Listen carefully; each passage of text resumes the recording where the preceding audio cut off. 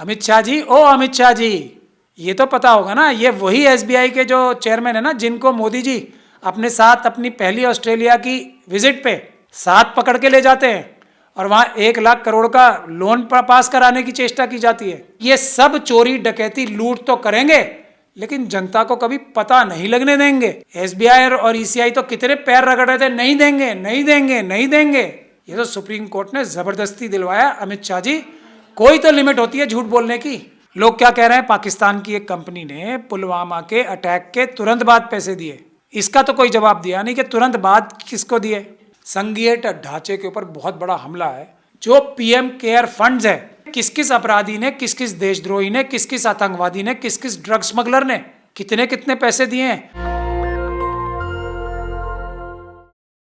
नमस्कार, मैं ब्यूटी गिरी और आप देख रहे हैं नेशनल दस्तक। इस वक्त इलेक्टोरल बॉन्ड का मुद्दा सबसे ज्यादा चल रहा है और चले भी क्यों ना, इस वक्त लोकसभा चुनाव से ठीक पहले ये बॉन्ड आना और वहां पे जिस तरीके से खुलासे निकल कर आए हैं उसने सबको चौंका दिया है।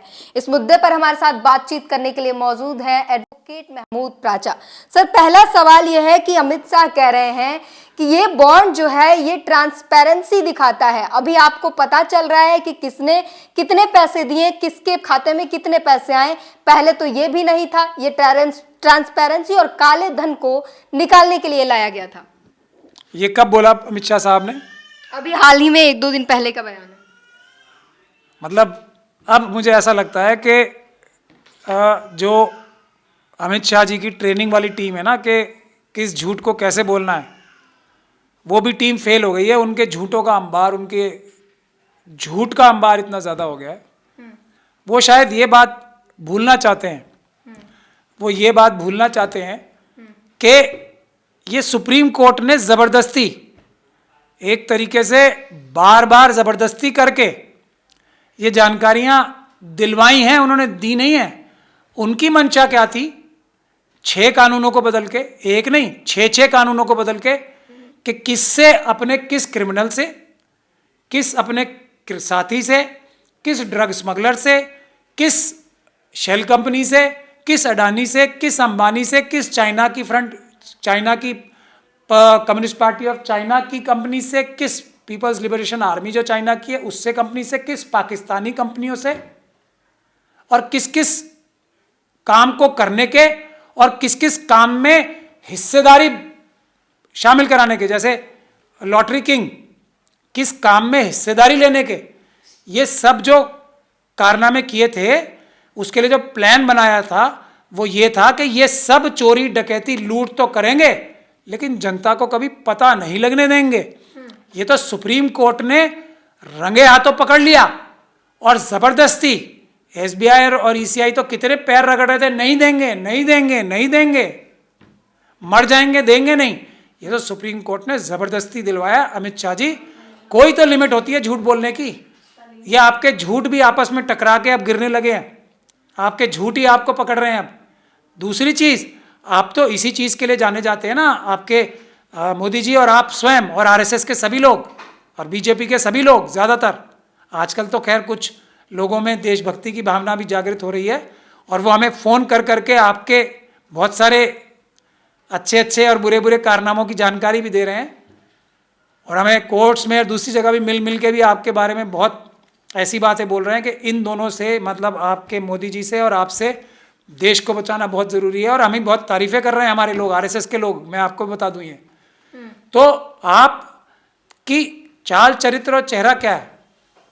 बड़े से बड़ा अपराध करना और उस अपराध के सामने, जनता के सामने एक बड़ा आयरन कर्टन, लोहे का पर्दा लगाना और उस पर्दे के सामने रह के अपनी मेकअप आर्टिस्ट लगा के हजारों करोड़ रुपए के जहाज़ों में घूमना, पब्लिसिटी पे लाखों करोड़ रुपए खर्चना, और पर्दे के पीछे क्या है देखने नहीं देना। जो पीएम केयर फंड्स है वो भी तो एक इसी तरह की स्कीम है आपकी, उसको भी आप कह देंगे कि ये भी तो दिखाने के लिए है, हम छुपाना नहीं चाहते। तो पीएम केयर फंड में किस किस अपराधी ने, किस किस देशद्रोही ने, किस किस आतंकवादी ने, किस किस ड्रग स्मगलर ने कितने कितने पैसे दिए हैं, अगर सुप्रीम कोर्ट के आदेश के बगैर आप बता दें पीएम केयर फंड को, तब हम मानने को अब भी तैयार हो जाएंगे, आपका इतना बड़ा झूठ पकड़ा जाने के बाद भी, कि आप ट्रांसपेरेंसी चाहते हैं, आप ये चाहते हैं कि जनता जाने कि किससे कितना पैसा लिया है, और पीएम केयर फंड में आपने किससे लिया है ये तो है ही, किस किस ड्रग स्मगलर को, किस किस फ्रॉड को, किस किस अपराधी को, किस किस चोर को कितने पैसे दिए हैं, ये भी जरा किसी सुप्रीम कोर्ट के ऑर्डर के बगैर ही बता दें अमित शाह जी। अच्छा, एक सवाल जो उनसे पूछा गया गोपनीयता पे, तो वो साफ कह रहे हैं कि गोपनीय ये लिस्ट इसलिए रखा गया कि जिस राज्यों में सत्तारूढ़ पार्टी जो है वो कंपनियों को परेशान कर सकती है, यानी कि जो सत्ता में है अगर उसे पता चल जाए कि इसने किसी को पैसे दिए तो फिर वो पैसे लेने के लिए उस कंपनी को परेशान करेगी, वो पैसे ऐंठने की कोशिश करेगी, इसलिए इसे गोपनीय रखा गया था। देखिए, अब खुद ही अपने सवाल में गिर गए ना, मतलब दो झूठ बोलते हैं, आपस में टकराते हैं और गिर जाते हैं। कोई चीज़ पारदर्शी होती है तो वो गोपनीय हो सकती है, ब्यूटी जी आप ही बता दीजिए मुझे। अब या तो वो पारदर्शी है या तो गोपनीय है, और गोपनीय रख रहे हो और आप ही रख रहे हो, मोदी जी और आपने ही मिलकर रखा गोपनीय, एसबीआई के ऑपोजिशन के बावजूद और इलेक्शन कमीशन के ऑपोजिशन के बावजूद। रखा कि नहीं रखा, यही तो बात है। तो ये पारदर्शी चीज़ जो गोपनीय भी रखी गई, ये कैसे पारदर्शी है ये बता दीजिए। और दूसरी बात पे आ जाते हैं आप, पर एसबीआई के जो डायरेक्टर साहब होंगे, जो एसबीआई के जो बोर्ड ऑफ डायरेक्टर्स होंगे, जो एसबीआई के ऑफिसर्स होंगे, उनको तो ये सब जानकारी होगी ना अमित शाह जी। ए अमित शाह जी, दीदी ओ दीदी नहीं, अमित शाह जी ओ अमित शाह जी, ये तो पता होगा ना। ये वही एसबीआई के जो चेयरमैन है ना, जिनको मोदी जी अपने साथ अपनी पहली ऑस्ट्रेलिया की विजिट पे साथ पकड़ के ले जाते हैं और वहाँ 1 लाख करोड़ का लोन पास कराने की चेष्टा की जाती है। ये तो वही एसबीआई के इसी प्रकार के चेयरमैन होंगे ना। वो आपको और मोदी जी को क्या सभी पार्टियों के बारे में किसने कितने पैसे दिए नहीं बता देंगे अमित शाह जी? बता तो दीजिए, ये बता देंगे ना अमित शाह जी।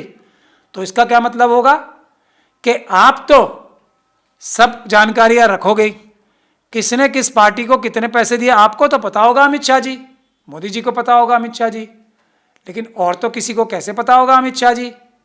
एसबीआई तो और किसी को बताएगी नहीं अमित शाह जी। तो बाकी सबको तो नहीं पता लगेगा कि आपको किस किस देश के गद्दार ने, क्रिमिनल ने, टेररिस्ट ने, आतंकवादी ने, देश के खिलाफ चाइना और पाकिस्तान के जासूसों ने कितने पैसे दिए, और वो तो किसी को नहीं पता लगेगा। यही आपका प्लान था ना। लेकिन आपको सबका पता लग जाएगा कि इस बिजनेसमैन ने इस अपोजिशन पार्टी वाले को पैसे दिए, तुरंत आपका फोन गया, ऐसा लोग बोलते हैं। तुरंत आपका प्यार भरा फोन जाता है और वो व्यक्ति तुरंत उस पॉलिटिकल पार्टी से अपना रिश्ता नाता तोड़ के भाग जाता है, आपके चरणों में आ जाता है, आपसे माफ़ी मांगता है। ऐसा लोग कह रहे हैं, आप ही के आरएसएस के लोग मुझे बताते हैं, ये काम आप कर रहे थे। अच्छा, एक चीज और निकल कर आई, कह रहे हैं कि जब एसबीआई ने मिलान करके दिया ही नहीं है डाटा, तो आप लोग कैसे बता रहे हैं कि पाकिस्तान से पैसे मिले हैं बीजेपी को, का बीफ कंपनियों ने बीजेपी को पैसे दिया है? इसका तो अभी खुलासा हुआ ही नहीं, सिर्फ इलेक्टोरल बॉन्ड के खुलासे हुए हैं कि कितने पैसे दिए हैं और किसे कितने पैसे मिले हैं, मिलान नहीं हुआ है। आप लोग कैसे कर रहे हैं? उससे भी कुछ लोगों को शर्म नहीं आ रही है अमित शाह जी, किसने दिए हैं और किसने सबसे ज्यादा लिए हैं, उसके बावजूद भी अमित शाह जी कुछ लोगों को शर्म आती ही नहीं है। लोग क्या कह रहे हैं, पाकिस्तान की एक कंपनी ने पुलवामा के अटैक के तुरंत बाद पैसे दिए, इसका तो कोई जवाब दिया नहीं कि तुरंत बाद किसको दिए। आपको तो सब पता है ना अमित शाह जी, आप तो एसबीआई डायरेक्टर से, आप तो गवर्नमेंट है, पूछ सकते हैं ना, पूछ रखा भी होगा आपने, तो आपको तो सब पता है। अगर वो आपको ही नहीं दिए होते तो आप बता नहीं रहे होते अमित शाह जी, इसी प्रेस में नहीं बता रहे होते अमित शाह जी। कुछ तो शर्म कीजिए, कुछ तो शर्म कीजिए, कुछ तो शर्म कीजिए। हर बात आपकी पकड़ी जाती है ऐसे, लेकिन फिर भी आपका दिल है कि मानता नहीं है झूठ बोलने से। वो कह रहे हैं कि पुराना जो कैश वाला दौर था वो वापस आ जाएगा। सीधा सवाल करते हैं अमित शाह जी कि जो आज़ादी के बाद से और इलेक्टोरल बॉन्ड के पहले तक क्या चंदे नहीं लिए जाते थे पार्टियों के लिए? चंदे लिए जाते थे, 1100 रुपये लिए जाते थे, 100 रुपये पार्टी फंड में दिया जाता था, बाकी 1000 रुपये अपने घर चले जाते थे। और वही दौर फिर से वापस आएगा, कैश में पैसे लिए जाएंगे, ब्लैक में पैसे लिए जाएंगे।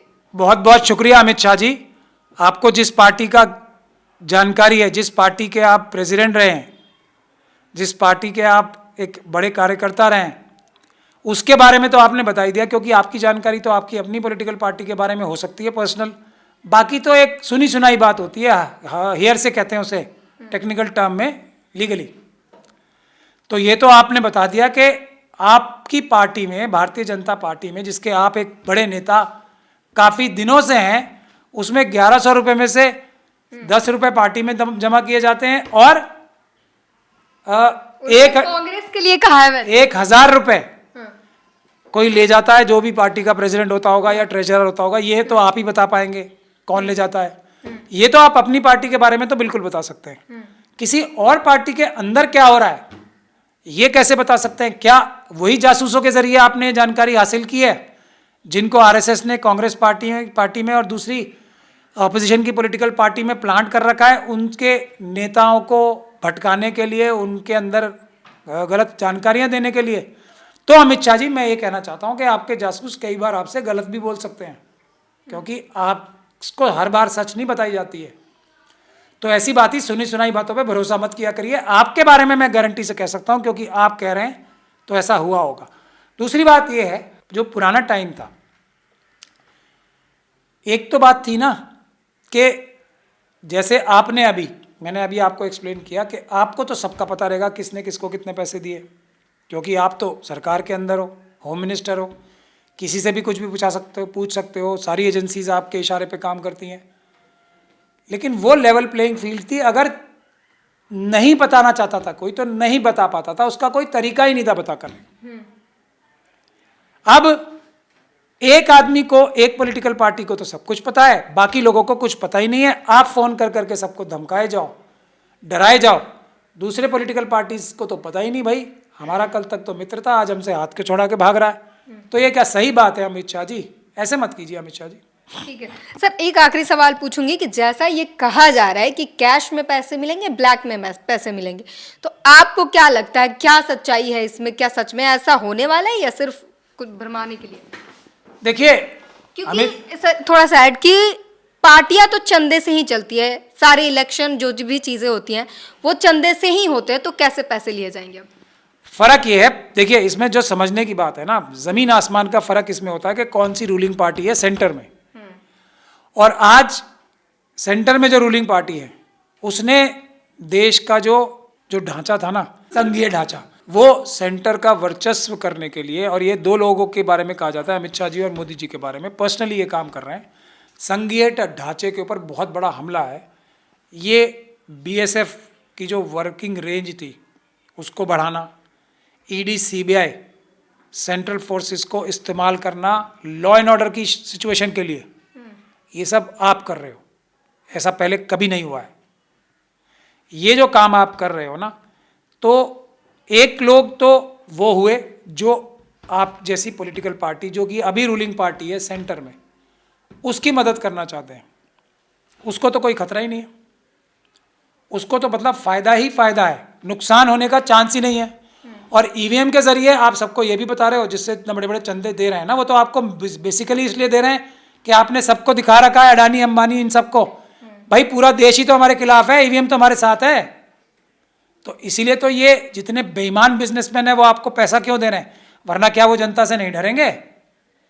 तो अब जमीन आसमान का फर्क होता है। जो ऑपोजिशन की पार्टीज होती हैं और जो रूलिंग पार्टी होती है सेंटर में, कोई भी ऑपोजिशन पार्टी के व्यक्ति को या लीडर्स को या पार्टी को कुछ देगा तो वो डर डर के देगा और उसको फायदा कम नुकसान ज्यादा होगा।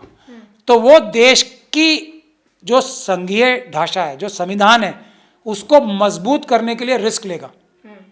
जो रूलिंग पार्टी को, आप जैसी रूलिंग पार्टी को देगा, वो देश में करप्शन, भ्रष्टाचार, अपना जाति फायदा और सुरक्षित तरीके से करप्शन, भ्रष्टाचार, देशद्रोह करने का रास्ता तलाश करा होगा, वो आपको देगा। ये जमीन आसमान का फर्क है जो देश की जनता को समझना चाहिए। इसीलिए आप ये जनरलाइज जो प्रोपोजिशंस बताते हो ना, वो प्रैक्टिकली जब सब्जेक्टिवली देखता है कोई, तो उसको आप किस तरीके से देश की जनता को धोखा देने के लिए इस्तेमाल करते हो। हम जैसे लोग हैं ना आपको एक्सपोज करने के लिए, हमने कर दिया आपको एक्सपोज। ठीक है, तो जितने भी कंफ्यूजन थे इलेक्टोरल बॉन्ड पर, वो सारे सवाल हमने पूछे और उम्मीद है आपको अपने सवालों के सारे जवाब मिल गए होंगे। पूरी बातचीत पर अपनी प्रतिक्रिया जरूर दीजिए। कैमरामैन आशीष के साथ ब्यूटी गिरी, नेशनल दस्तक। नेशनल दस्तक की आपसे गुजारिश है कि अगर इसको बचाना चाहते हैं तो नेशनल दस्तक को सब्सक्राइब करने के लिए रेड कलर के सब्सक्राइब बटन को दबाएं, फिर बेल आइकन की घंटी दबाएं, नेशनल दस्तक को बचाने के लिए बहुत जरूरी है कि हर खबर को शेयर करें, लाइक करें, कमेंट जरूर करें।